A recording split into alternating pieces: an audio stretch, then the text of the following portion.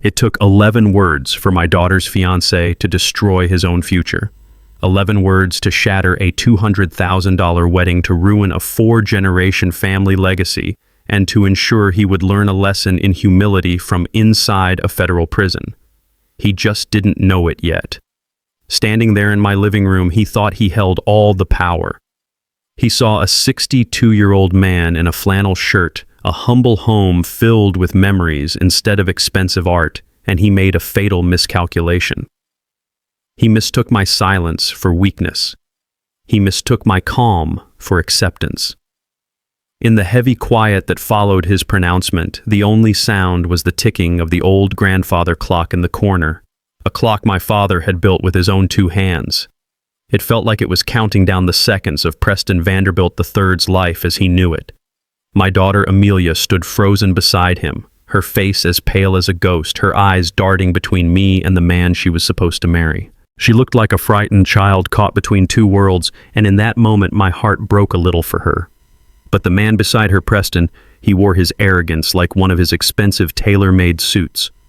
A smug little smile played on his lips. He thought he had won. He thought he had put the old man, the immigrant contractor, in his place. He had no idea he had just handed me the hammer and nails to build his own coffin. A few moments earlier, he had let the words fall from his mouth with the casual cruelty only the truly privileged possess.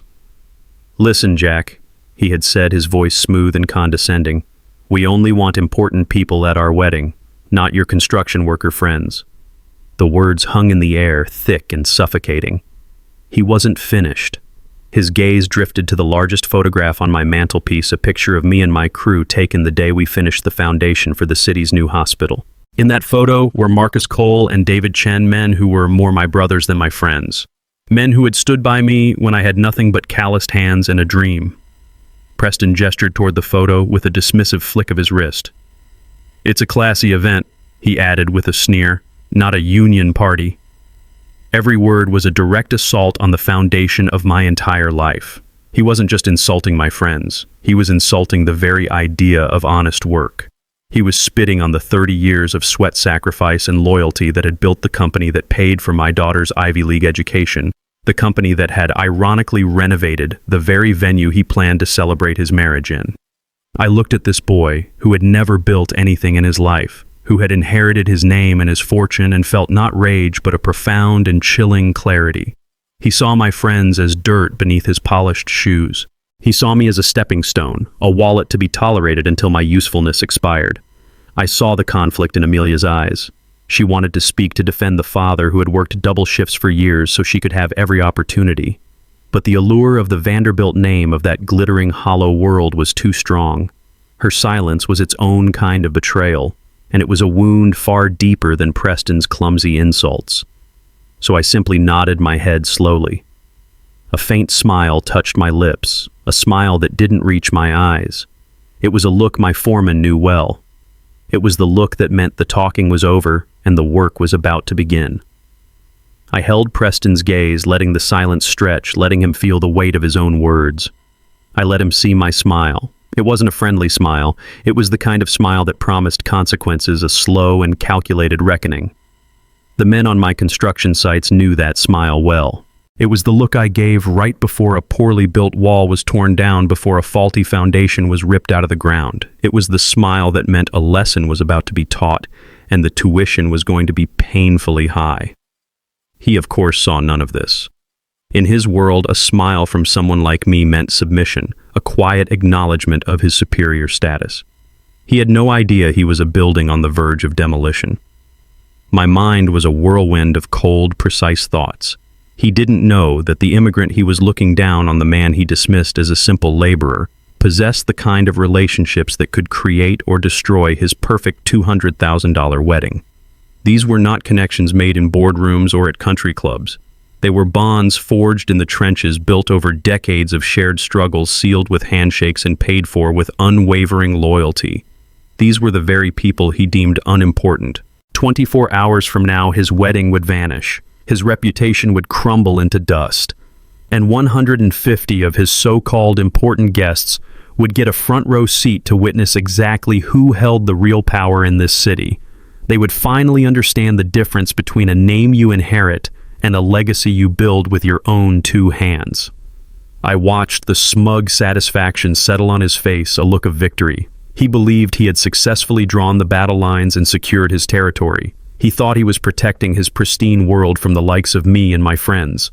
The truth was, he had just invited a war into his own home, a war he was utterly unprepared to fight. I finally broke the tense silence. Amelia flinched as if expecting me to shout, to argue, to give Preston the fight he so clearly wanted. But I did none of that. I simply gave a small final nod as if accepting his terms. "I understand," I said, my voice perfectly level, betraying none of the storm raging inside me. "Let me see what I can do." The disrespect had been a slow poison seeping into our lives, one small drop at a time. The first dose was administered on a Tuesday a month before the wedding was supposed to take place. I remember the day clearly because the air had the first real chill of autumn, and I had spent the morning making my famous beef stew, the one Amelia had loved since she was a little girl. I packed a large container still warm and drove over to the sleek, modern apartment building downtown where she and Preston lived. It was the kind of place that felt more like a hotel than a home, with a doorman who eyed my work boots with suspicion and an elevator that played classical music a little too loudly. I still had the key Amelia had given me, and I wanted to surprise her, to bring a little piece of home into her new sterile world. I let myself into their apartment as quietly as I could. The air inside was cool and smelled faintly of expensive cologne and cleaning products. The place was immaculate, with white furniture and abstract art on the walls that looked impressive but felt cold. It was Preston's world, not my daughter's. I could hear their voices coming from the living area, low and serious. I paused in the hallway, not wanting to interrupt planning to just leave the stew on the kitchen counter for them to find. But then I heard my name and I froze. Curiosity got the better of me. I peered around the edge of the wall and saw them on the long white sofa, a laptop open between them. Amelia looked tense, her shoulders hunched as she stared at the screen. Preston, on the other hand, was the picture of relaxed authority, leaning back with one arm draped casually across the back of the sofa, his fingers tapping a rhythm on the expensive leather. The laptop screen was angled just enough for me to see what they were looking at. It was a spreadsheet meticulously organized. At the top, in a bold, elegant font, were the words "Amelia and Preston's wedding guest list."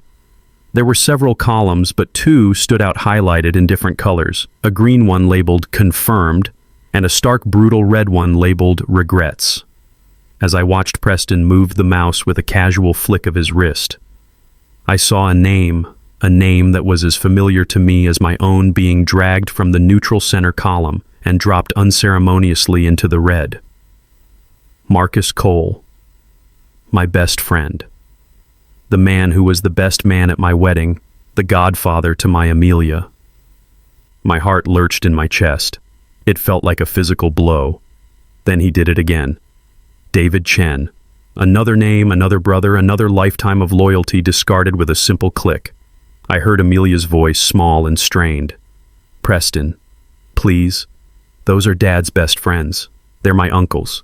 She didn't look at him when she spoke. Her eyes were fixed on the screen, on the names of the men who had bounced her on their knees as a child. Preston didn't even pause. He let out a soft, condescending sigh, the kind one uses on a child who just doesn't understand the complexities of the adult world. He reached over and tucked a strand of hair behind her ear. "Amelia, my love," he said, his voice a smooth, manipulative caress. "You have to think bigger picture. This isn't just a party. We are building a new family, a new brand. The Vanderbilt Monroe Union. Every single person there is a reflection of that brand."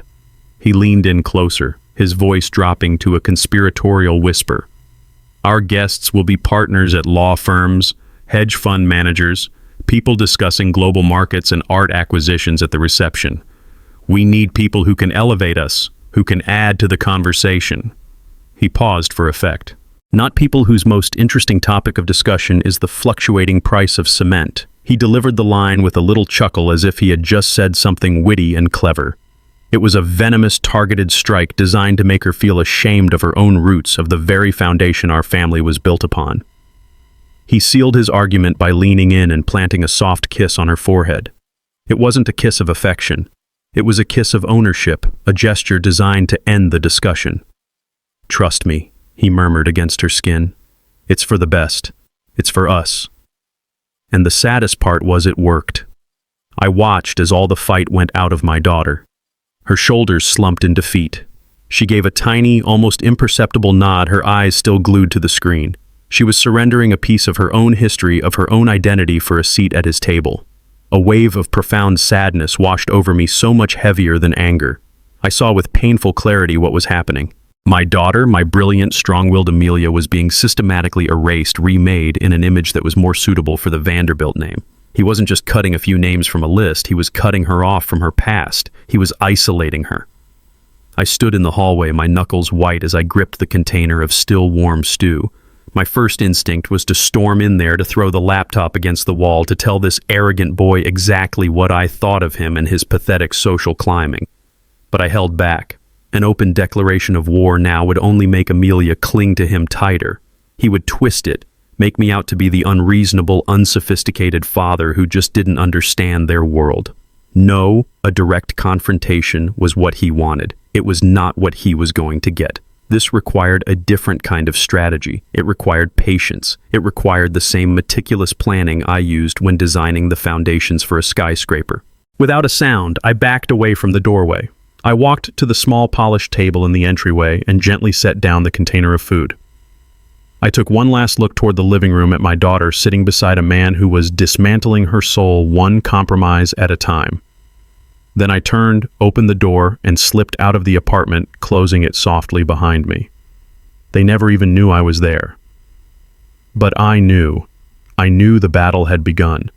And as I walked down that long, silent hallway, I swore to myself that I would be the one to finish it. If the guest list was a quiet act of sabotage, the family dinner 2 weeks later was a public execution. It was staged at a place called the Elysian, a 5-star restaurant so exclusive and dimly lit that it felt less like a place to eat and more like a secret temple for the wealthy. The waiters moved with silent, practiced efficiency. The air was thick with the scent of money and expensive perfume, and the clinking of silverware against porcelain was the only sound that dared to rise above a reverent whisper. It was the kind of place designed to make men like me feel out of place, to remind us that we were guests in a world we did not belong to. Preston, of course, thrived in this environment. It was his native habitat. Across the table sat his parents, Arthur and Eleanor Vanderbilt. Arthur was exactly what you would expect, tall, silver-haired, with a handshake that was both firm and dismissive, and eyes that sized you up like a potential acquisition. He was the patriarch of a financial empire, and he wore his power like the perfectly tailored suit on his shoulders. His wife Eleanor was a portrait of cold, brittle elegance. She smiled with her mouth, but never with her eyes, and her politeness felt like a carefully constructed wall designed to keep the unworthy at bay. They were the epitome of old money, a fortress of tradition and quiet arrogance. And then there was my Amelia. My heart ached to see her. She was trying so hard to belong, sitting ramrod straight in her chair, her laughter a fraction too bright when Preston told a story, her grip on her wine glass a little too tight. She was wearing a simple but elegant dress that I knew cost more than my first car, a gift from Preston, no doubt. She looked like a beautiful doll placed in a very expensive dollhouse, and I could see the strain behind her smile. She was performing, and the effort was wearing her thin. I felt like a spectator watching a play, a story unfolding, where my own daughter was slowly losing herself to the role she was so desperate to perfect.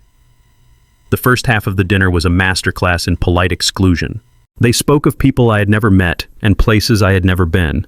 They discussed sailing in the Hamptons, skiing in Aspen, and the latest art gallery opening in Soho. Preston was the star of the show, recounting tales of his latest successes at the firm, making sure to drop names and figures that would impress his father. I remained mostly silent, content to observe, to analyze the structure of this family. They were like a building with a grand, impressive facade, but I was already beginning to suspect the foundations were not as solid as they appeared. Finally, after the main courses were served, Arthur Vanderbilt turned his full attention to me. He leaned forward slightly, fixing me with his piercing blue eyes. "So, Jack," he began, his voice a low rumble of authority. He paused, swirling the red wine in his glass. "Preston tells us you are in construction." He said the word construction as if it were a foreign, slightly unpleasant term he had just learned. It was a clear test, a challenge wrapped in a thin veil of civility. The entire table went quiet. All eyes were on me. I opened my mouth to answer, to tell him with pride about the company I had built from the ground up, about the skyline I had helped shape, about the dignity of creating something real and lasting with your own two hands. I was ready to talk about Monroe Construction not as a job, but as a legacy. But before I could utter a single syllable, Preston jumped in, laughing a loud, braying laugh that was meant to be charming. "Oh, Dad, my future father-in-law is an absolute legend," he boomed, beaming at his father as if he were sharing a hilarious inside joke. "He can tell you the difference between a piece of oak and a piece of pine just by smelling it." The words hit the table with a dull thud. It wasn't a compliment. It was a dismissal, a clever, cruel way of reducing my entire life's work to a simple parlor trick performed by a common laborer. He had neatly packaged me, defined me for his parents in a way that made me completely non-threatening, just a quaint, folksy character from a world far beneath their own. A wave of forced, awkward laughter rippled from his parents.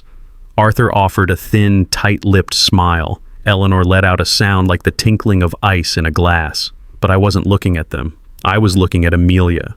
The color had completely drained from her face. Her eyes were wide with a mixture of horror and shame. She dropped her gaze to the perfectly arranged food on her plate, her cheeks burning a bright, painful red. She physically shrank in her chair as if trying to disappear. In that moment, she was not just embarrassed for me. She was embarrassed by me, and she was ashamed of herself for feeling that way. That look on her face hurt me more than Preston's pathetic joke ever could. It was the deepest cut yet. I let the silence hang in the air for a long moment. I didn't get angry. I didn't get defensive. I slowly reached for my glass of water, my movements calm and deliberate. I took a slow sip, allowing the cool liquid to soothe the fire that was beginning to burn in my chest. I placed the glass back on the white linen tablecloth with a soft, definitive click. Only then did I turn my eyes back to Arthur, though my words were meant for the entire table, and most especially for the boy sitting next to my daughter.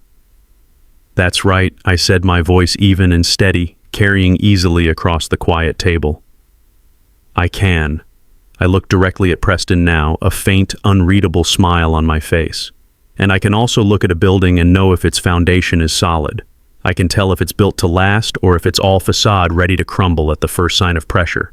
I held his gaze, refusing to back down. "The foundation," I finished softly, "is the most important thing." The fake smiles vanished. The awkward laughter died in their throats. A new kind of silence descended on the table, thick and heavy with unspoken meaning. Preston's confident smirk wavered for the first time. He looked uncertain, as if he had a horrifying feeling that my words were about more than just buildings. Arthur Vanderbilt looked at me with a newfound, albeit grudging flicker of respect in his eyes. He understood. He knew I wasn't just talking about concrete and steel. The rest of the dinner was a tense, quiet affair. The polite facade had been shattered. On the car ride home, Amelia sat beside me, silent, staring out the window at the city lights, unable to meet my eyes. She didn't have to say a word. I knew she had understood too. The campaign to render me invisible continued the following week. This time the setting was the Grand Manor, the historic hotel they had chosen for the wedding reception. As I walked through its magnificent arched doorway, a wave of pride washed over me, a feeling deeper than just appreciation for its beauty. I knew this building intimately. I knew its secrets. 2 years prior, Monroe Construction had been hired to lead a massive renovation project here. I remembered the state it was in, a beautiful but decaying relic that other firms had deemed unsalvageable. I remembered standing in this very ballroom, staring up at the water-stained, crumbling ceiling while investors and architects shook their heads. They saw a ruin. I saw the potential for a resurrection.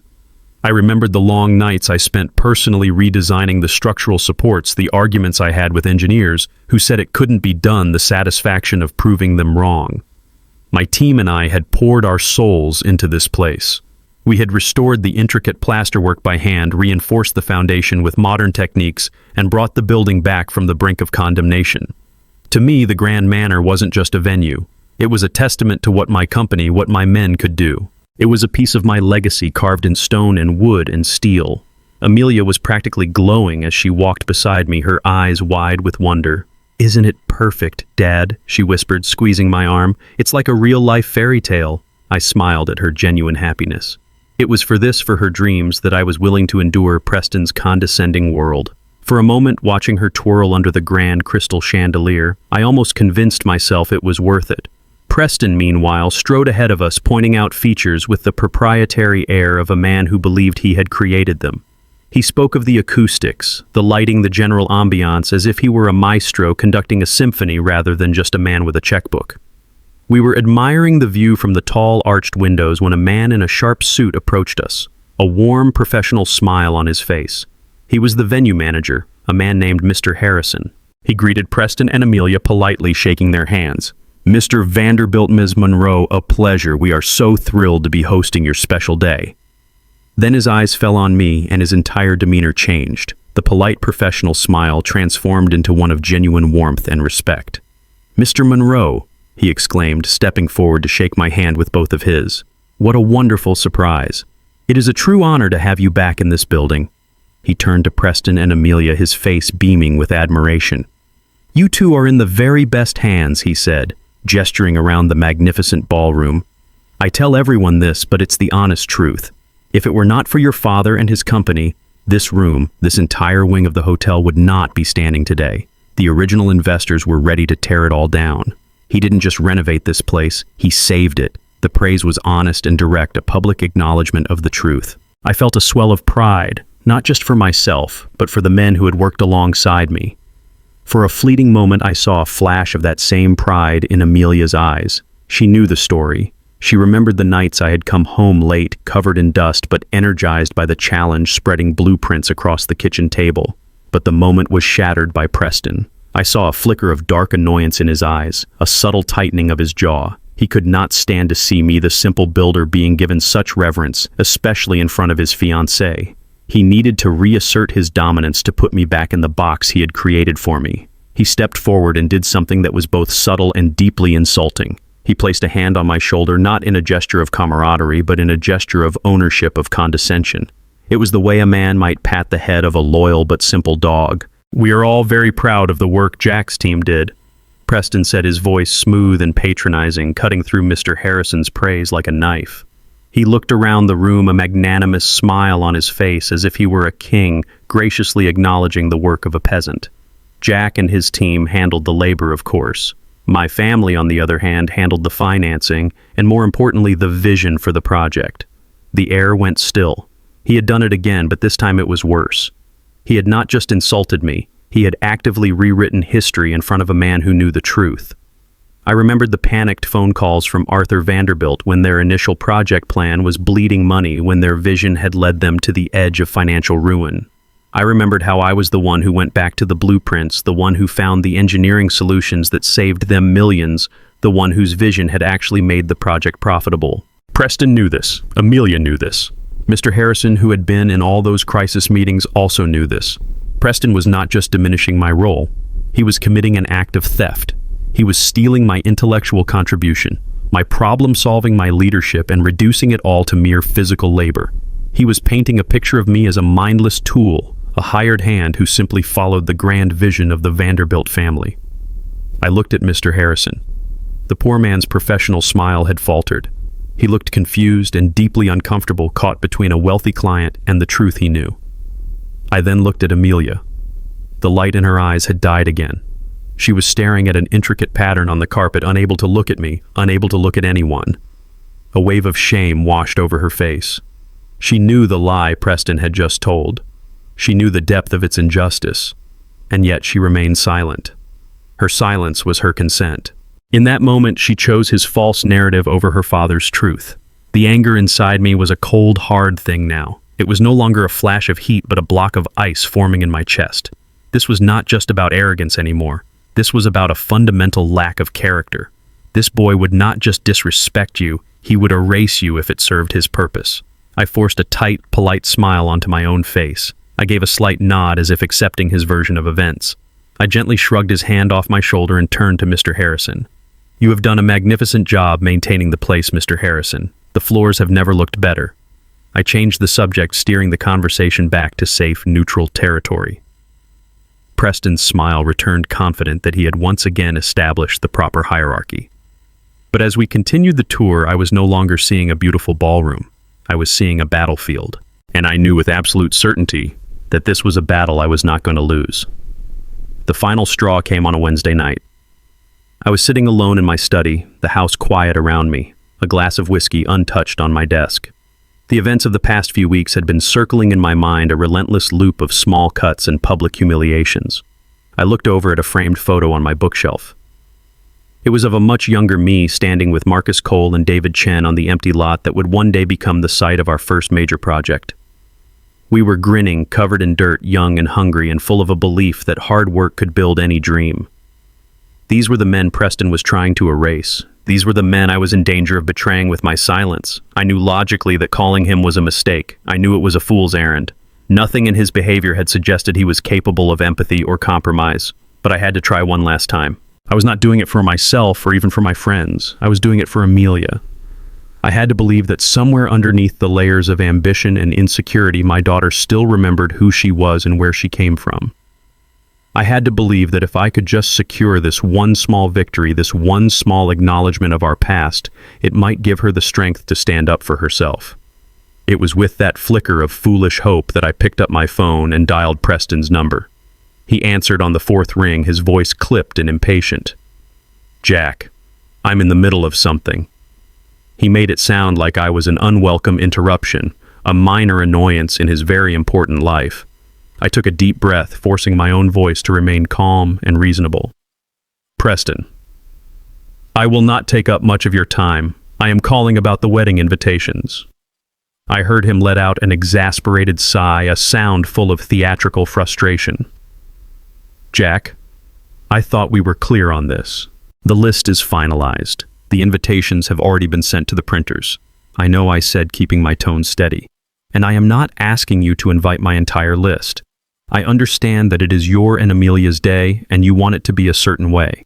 I am just asking as a personal favor to me for two exceptions: Marcus Cole and David Chen."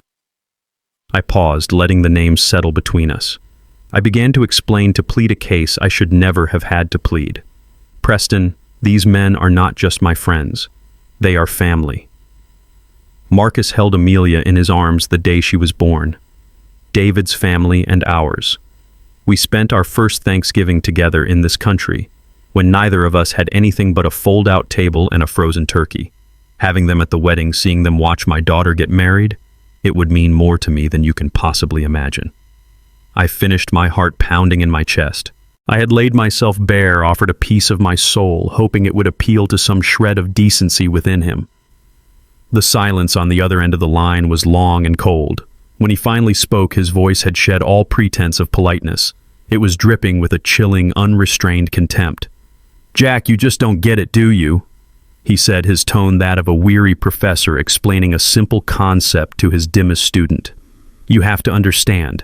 There are different lanes in society. There are different worlds. Your world and my world, they are not the same." He was talking slowly, deliberately, as if to make sure I could follow his simple logic. "My friends, my family's friends, they are senators, federal judges, CEOs of Fortune 500 companies. When we get together, we discuss billion-dollar mergers, international policy trips to Gstaad and St. Bart's. Our conversations operate on a different level." His voice dripped with poison. "Now let's be honest. What are your friends going to talk about?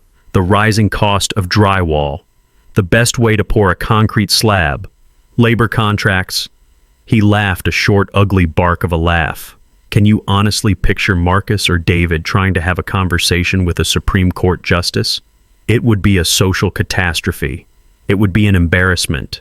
An embarrassment for you, an embarrassment for Amelia, and most importantly, an embarrassment for me and my family. I was speechless. The sheer, unvarnished cruelty of his words stole the air from my lungs, but he wasn't done. He delivered the final fatal blow with the precision of an executioner. "Look, I have a solution that will make everyone comfortable," he said, his voice sickeningly reasonable. "Why don't you organize a nice backyard barbecue for your friends the following weekend? You can serve beer and hot dogs, they can talk about whatever it is they talk about, and everyone will be much more in their element. It's better for everyone that way. It's cleaner, more comfortable, cleaner." The words echoed in the hollow cavern that had just opened up in my chest. He was not just excluding my friends, he was segregating them. He was treating them like a contamination that needed to be kept separate from his pristine, sanitized world. And then, without another word, without waiting for a reply, he hung up. The click of the disconnected line was the loudest sound I had ever heard. I sat there in the profound silence of my study, the phone still pressed to my ear. The hope I had foolishly clung to was gone, extinguished completely. The sadness and disappointment that had been my constant companions for weeks now began to burn away, replaced by something new, something hard and cold and sharp. It was the feeling of a decision being made, a switch being flipped. My patience had not just run out, it had been utterly annihilated. This was no longer about a wedding. This was about a poison that had infected my daughter's life, and it needed to be cut out cleanly and completely. Preston Vanderbilt III was not just an arrogant snob, he was a threat to my daughter's character, a threat to my family's honor, a threat to everything I had ever built. I deliberately placed my phone down on the polished wood of my desk. My hand was perfectly steady. I scrolled through my contacts past the names of suppliers and foremen until I found the number I was looking for. Frank Miller, my corporate lawyer for over 20 years, a man who knew how to get things done. I pressed the call button. He answered immediately. Jack. Everything all right, Frank? I said, my voice calm and devoid of all emotion.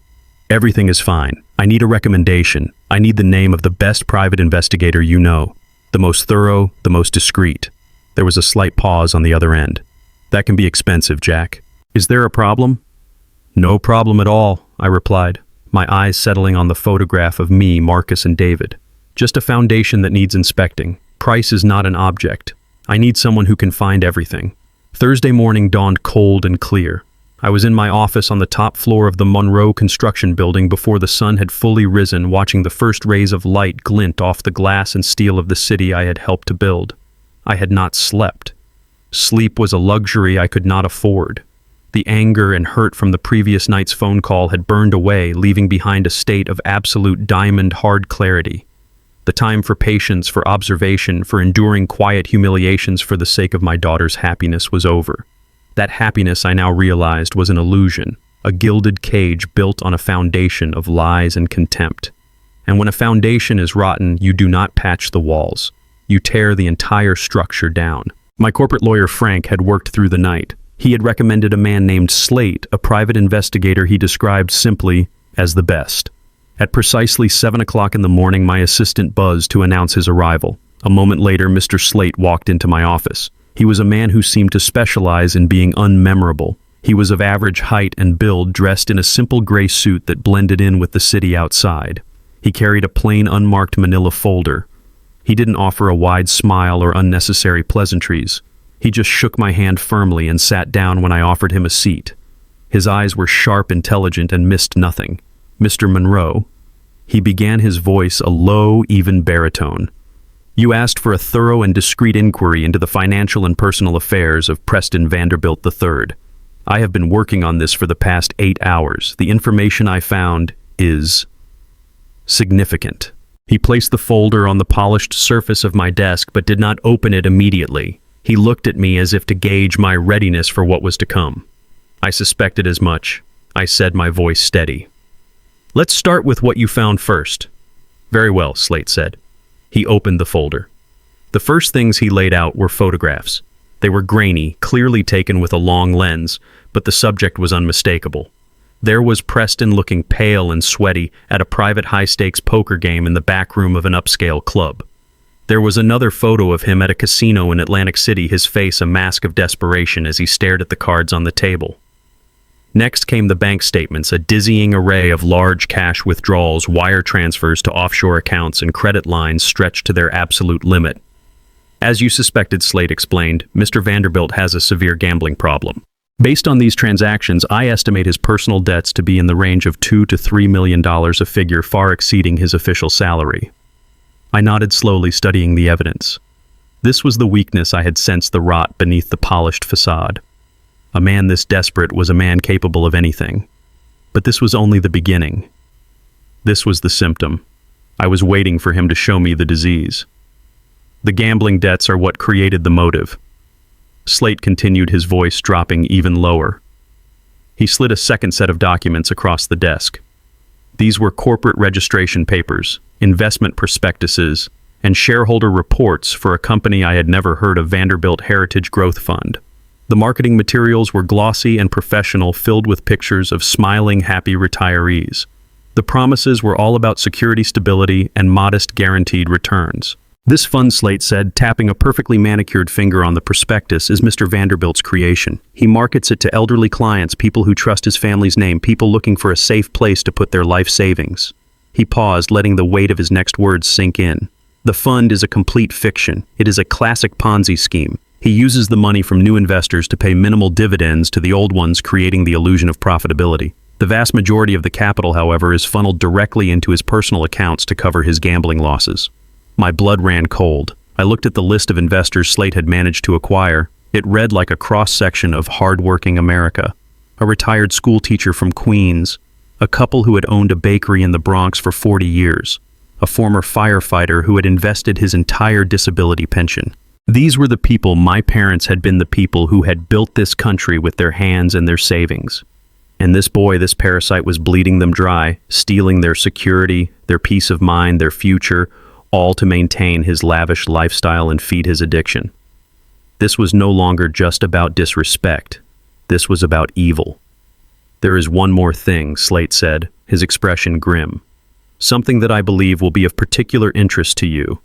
He produced a final set of papers. They were printouts of emails sent from Preston's work account. I recognized the names of the recipients immediately. They were two of my smaller, longtime subcontractors. One was a family-run plumbing business, the other, an electrical supply company. The emails were a sickening display of feigned friendship and expert advice. In them, Preston warmly recommended that they invest a significant portion of their business's cash reserves into the Heritage Growth Fund, promising them excellent returns and a way to join the big leagues. He had used his connection to my daughter, and by extension to me, to gain their trust.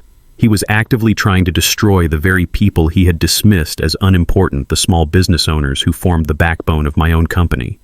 This was a declaration of war. He had not just insulted my world, he had invaded it, seeking to plunder and destroy it for his own gain. He had targeted my people, my network, the community I had spent a lifetime building. I leaned back in my chair, the fury inside me now a perfectly still, perfectly cold thing. All the pieces were there. The motive, the crime, the victims. The path forward was no longer a question. It was a certainty. I looked at the evidence spread across my desk, a detailed map of one man's sociopathic greed. I neatly stacked the papers and slid them back into the manila folder. I closed it and pushed it back across the desk to Mr. Slate. My decision was made. "Thank you, Mr. Slate," I said, my voice quiet but firm. "You have done excellent work." He simply nodded, waiting for his instructions. "I want you to make a copy of this entire file," I said, looking him directly in the eye. "Send it in an anonymous package to the FBI's Financial Crimes Unit at their New York field office. I want it to arrive no later than tomorrow afternoon." I paused, letting my final instruction land with the weight of a judge's sentence. "Include a note. Make it clear that the subject, Preston Vanderbilt III, will be at my home address for a gathering at precisely 6 o'clock in the evening this coming Saturday. Let them know that many of his investors will also be present." After Mr. Slate left my office, the plain manila folder felt as heavy as a block of concrete on my desk. It was a detailed blueprint of Preston's corruption, his cruelty, his utter lack of a moral foundation. My path was clear. I was a builder. I had spent my life creating things of value, things that were meant to last. But sometimes before you can build something new and strong, you must first perform a demolition. You must clear away the rot. Preston had spent months meticulously planning his perfect high society wedding. I was about to dismantle it piece by piece in under an hour. I swiveled in my leather chair and looked out at the city skyline. He had built his world on a foundation of inherited money and intimidation. I had built mine on a foundation of handshakes and mutual respect. It was time to see which structure was stronger. I pulled up the list of wedding vendors Amelia had excitedly shown me weeks ago. To her, it was a fairy tale checklist. To me, it was now a target list. I took a sip of cold coffee, picked up my phone, and began my work. The first domino was about to fall. My first call was to Frank Rizzo, the owner of the largest luxury car service in the state. He was providing a fleet of classic Rolls-Royce cars for the wedding party. Frank and I went back 30 years. I remembered a brutal winter in 1998 when a burst water main flooded his main garage, threatening to ruin his entire inventory. I had gotten the call at 2 in the morning. By 3, I was there with a full crew and a dozen industrial water pumps working all night in the freezing water, asking for nothing in return. Frank's auto, his gruff voice answered. "Frank, it's Jack Monroe." The tone of his voice changed instantly, warming with genuine affection. "Jack. My friend. How are you? It's been too long. What can I do for you?" "I'm well, Frank. Listen. I am calling to ask for a favor, a significant one. I know you have a contract for the Vanderbilt wedding this Saturday." There was a short pause. Frank was a sharp businessman. He knew this was not a normal call. "I do. A very lucrative one." "Is there a problem?" "There is," I said simply. "The groom has shown a profound lack of respect for my daughter and for me. I need that contract to disappear." Frank didn't hesitate for a single second. "Say no more, Jack. You showed up for me when I was drowning. Consider it done. The boy can take a taxi." He chuckled. "I'll tell him all our cars just failed their inspections. A terrible unforeseen mechanical issue." "Thank you, Frank," I said, a wave of gratitude washing over me. "I owe you. You owe me nothing, Jack. We're family." I hung up the phone. In my mind's eye, I could already see the email notification flashing across a screen. Contract cancellation, Vanderbilt Preston. Reason unforeseen vehicle maintenance. The first domino had fallen. My next call was to the world-renowned chef, Maria Bianchi. She was a culinary artist, a fiery Italian woman whose restaurant was booked a year in advance. Preston had bragged for weeks about securing her for the wedding. What he didn't know was that 15 years ago, Maria was just a brilliant young chef with a dream and no capital. I was the one who had co-signed her first business loan when every bank had turned her down. I had believed in her vision. "Maria," I said when she answered. "It's Jack Monroe." "Mr. Monroe." Her voice was a melody of warmth and respect. "It is so good to hear your voice. Are you coming to dinner soon? I will make you the branzino you love." "Soon, Maria. I promise. But today, I am calling about a business matter, the Vanderbilt wedding." "Ah, yes. A very big, very expensive menu," she said. "Is everything all right?" "No, Maria, it is not. The man marrying my daughter is not a good man. He is a man without honor." The warmth in her voice was replaced by a cold fury. "Then he is a man who will not be eating my food. Mr. Monroe. For you, I would close my restaurant on a Saturday night. This is nothing." 2 minutes later, my phone buzzed with a text message. A forward from Preston's wedding planner, Chef Maria Bianchi, regretfully cancels catering for Vanderbilt wedding due to a sudden and severe family emergency. The second domino had fallen. The calls continued. The florist whose shop I had rebuilt for free after a fire. The string quartet whose lead cellist was my godson. The photographer whose first studio I had helped finance. Each call was a reminder of a relationship built on something more than money. Each conversation was a quiet affirmation of a life built on trust and mutual support. With every call, another piece of Preston's perfect day crumbled. Within 45 minutes, his wedding was a hollowed-out shell, a feast with no food, a party with no music, a grand entrance with no cars. All that was left was the venue itself, the grand manor. That required a more personal touch. I drove to the hotel not as a guest, but as its builder. I didn't use the grand main entrance. I used the service entrance in the back, nodding to the security guards who greeted me by name, and took the staff elevator directly up to the executive offices. Marcus Cole's office was exactly as I remembered it. Warm wood, comfortable leather chairs and walls covered not with abstract art, but with framed photos of his family, of his employees, and of us on construction sites and fishing trips over the years.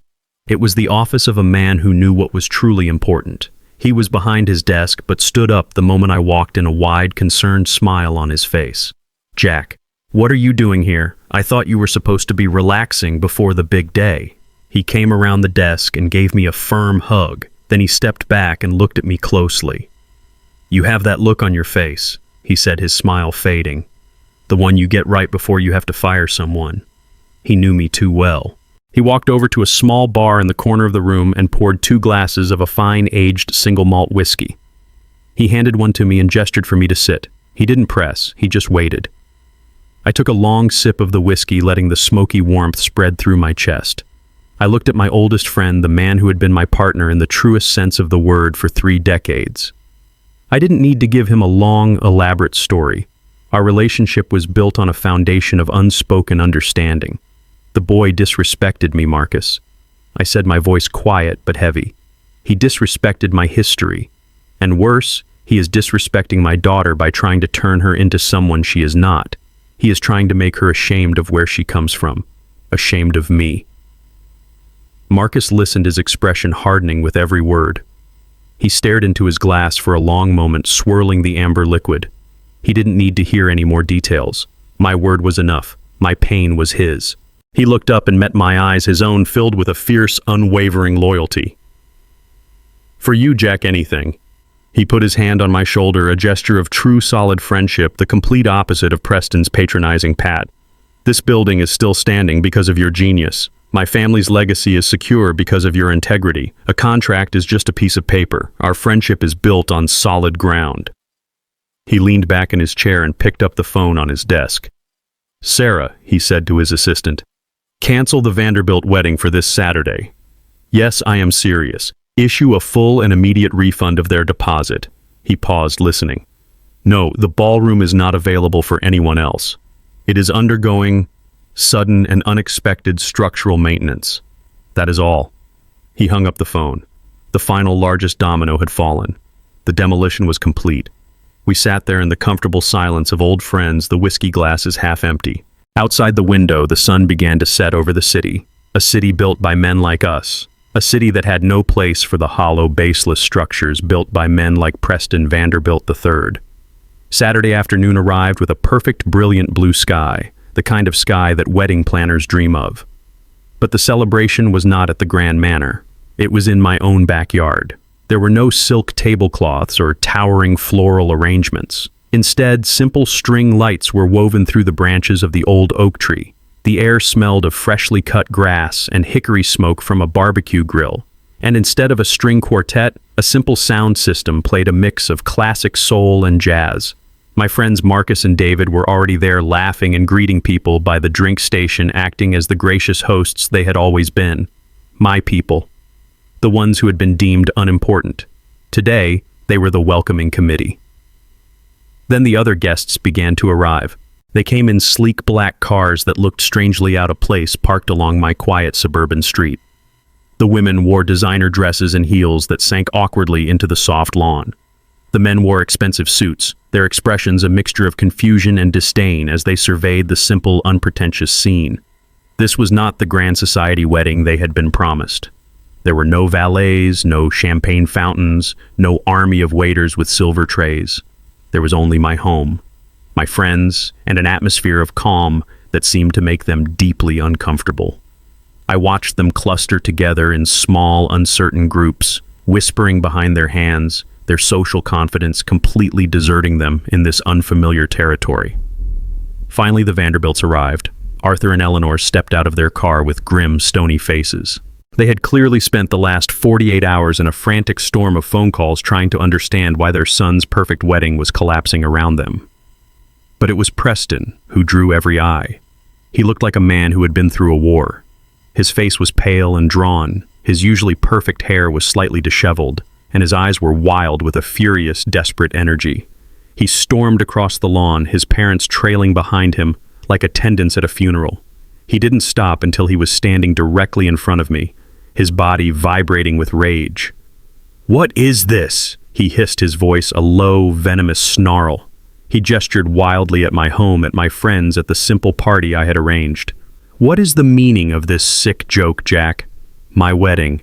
My entire wedding is ruined. The venue, the caterer, the cars. Everything is gone. Is this your doing? Is this your pathetic idea of revenge?" I simply looked at him, my expression calm. I did not raise my voice. I did not engage with his fury. That would have been a battle on his terms. Instead, I gave him a small, placid smile. "All your questions will be answered shortly, Preston," I said, my voice even. "Why don't you get a drink?" "You look like you need one."